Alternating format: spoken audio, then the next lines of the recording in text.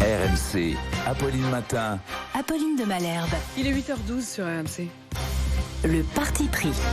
Bonjour Dylan Slamin, vous êtes avocat pénaliste. Merci d'avoir accepté mon invitation sur RMC. Je voudrais comprendre avec vous les enjeux autour de la plainte déposée par les enfants d'Alain Delon contre sa compagne. Alors je dis compagne entre guillemets parce que parfois Alain Delon l'a qualifiée de compagne, d'autres fois de dame de compagnie. C'est en tout cas comme ça que les enfants, eux, la qualifient. Plainte déposée notamment pour abus de faiblesse. C'est un dossier, évidemment, qui concerne Alain Delon, donc qui est plus spectaculaire, mais c'est des questions qu'on se pose tous sur la protection de nos parents, de nos grands-parents. C'est pas des dossiers comme les autres, j'imagine, c'est assez délicat quand même. C'est extrêmement délicat et puis surtout, ce sont des qualifications qui sont très très dures à retenir. Ça veut dire qu'on a par exemple abus de faiblesse. Déjà, qu'est-ce que la faiblesse et quand est-ce qu'un individu est considéré comme faible? Il est assez courant et la jurisprudence est constante là-dessus que l'âge d'une personne ne suffit pas à déterminer sa faiblesse. C'est-à-dire qu'on peut avoir 85 ans, 90 ans, 110 ans, ça ne suffit pas à dire d'un individu qu'il est faible. Il va falloir trouver autre chose, un état d'isolement, un handicap physique, psychologique, etc. Donc déjà, la faiblesse, elle est dure à qualifier. Mais l'abus est aussi difficile à qualifier. Qu'est-ce que c'est abuser de la faiblesse de quelqu'un?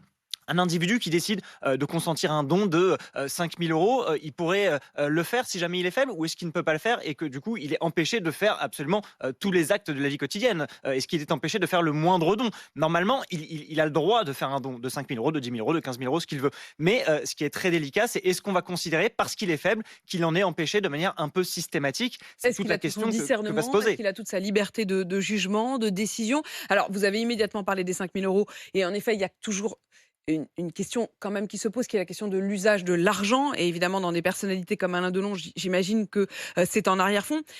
Mais je voudrais d'abord vous poser la question de la maltraitance. C'est-à-dire, là, en l'occurrence, ce qu'ont l'air de dire les enfants, encore une fois, c'est parole contre parole, hein, c'est qu'il y a une épreuve psychologique, qu'il y a également un problème de violence physique, de violence contre le chien d'Alain Delon, de violence contre Alain Delon lui-même, d'éloignement des enfants, d'isolement de la personne vulnérable.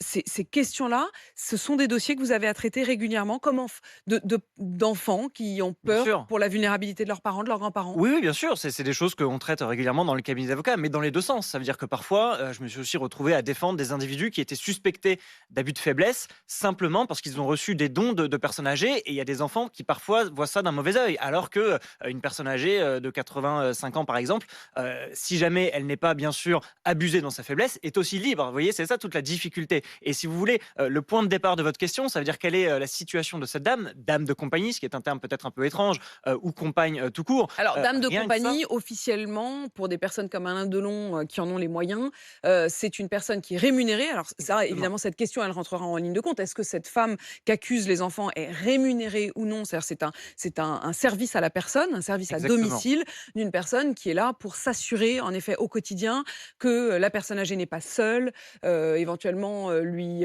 apporter des soins, l'accompagner dans ses repas, bref, s'assurer que la personne n'est pas livrée à elle-même. Mais sachant qu'Alain Delon lui-même l'avait qualifié de compagne. Donc, vous voyez, en fait, ce qu'il faut comprendre d'ailleurs dans cette affaire, c'est qu'on en est au stade zéro, on en est au stade de la plainte. Il va y avoir une enquête, et c'est l'enquête qui déterminera compagne ou pas compagne, faiblesse ou pas faiblesse, abus ou pas abus. Donc là, pour l'instant, Au-delà on de en est au cette tout début. question-là, cette préoccupation de nos personnes âgées, de leur vulnérabilité ou non, elle se pose à de nombreuses personnes. Et vous témoignez au 32-16. Nadine est avec nous, qui nous a appelé de Vendée. Bonjour Nadine. Oui, bonjour Apolline, bonjour à toute l'équipe. Nadine, vous-même, vous êtes retraitée, mais vous vouliez nous parler de votre mère et de ce qui lui est arrivé. Oui. Il y a eu plusieurs petites choses en fait. Mon papa est décédé en 2017 et à partir de là, maman a commencé à recevoir des coups de fil qui lui donnaient des rendez-vous. Et puis un jour, il y a un monsieur qui est arrivé dans sa cour, il s'est garé carrément. Il est garé dans sa cour, il a commencé à nettoyer les murs. Et puis quand elle m'a appelé, elle m'a dit viens vite parce que je sais pas quoi faire. Elle était perdue, elle a bien vu que ce monsieur faisait des choses qu'elle n'avait pas demandées.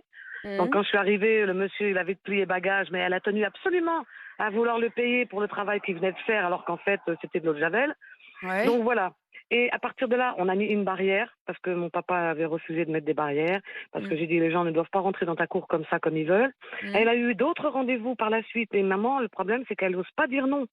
Donc elle m'appelle tout de suite après avoir fixé un rendez-vous, elle m'appelle, elle me dit faut que tu viennes, parce que le monsieur il va venir à telle heure.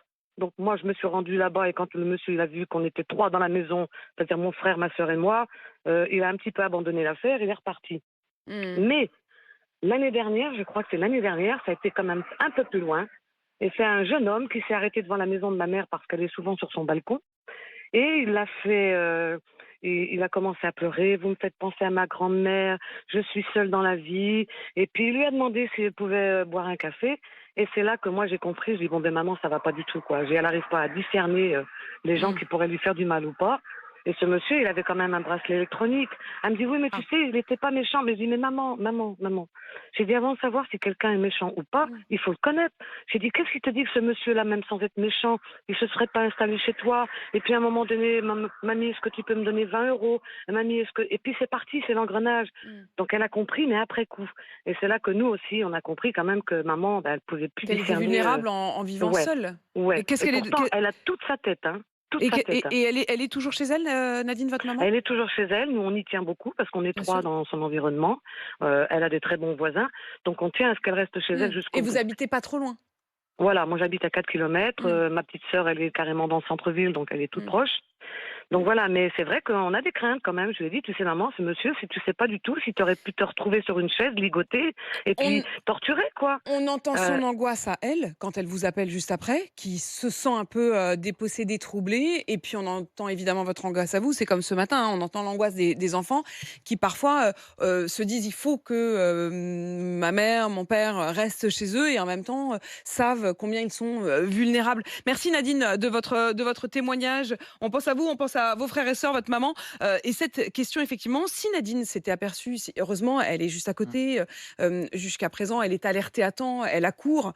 Mais maître, je me tourne vers vous. Quand ce genre de situation, si quelqu'un, par une forme d'amitié, mais d'amitié dont on sent qu'elle est peut-être intéressée, quels sont les recours possibles? Il y a le recours judiciaire qui se passe justement en aval. Ça veut dire on dépose une plainte et on fait confiance à la justice. Mais c'est vrai que c'est long, c'est laborieux et surtout c'est trop tard. Mais on peut surtout anticiper les choses. Et anticiper les choses, c'est quoi? C'est mettre en place un processus pour que se mette en place une curatelle ou une tutelle.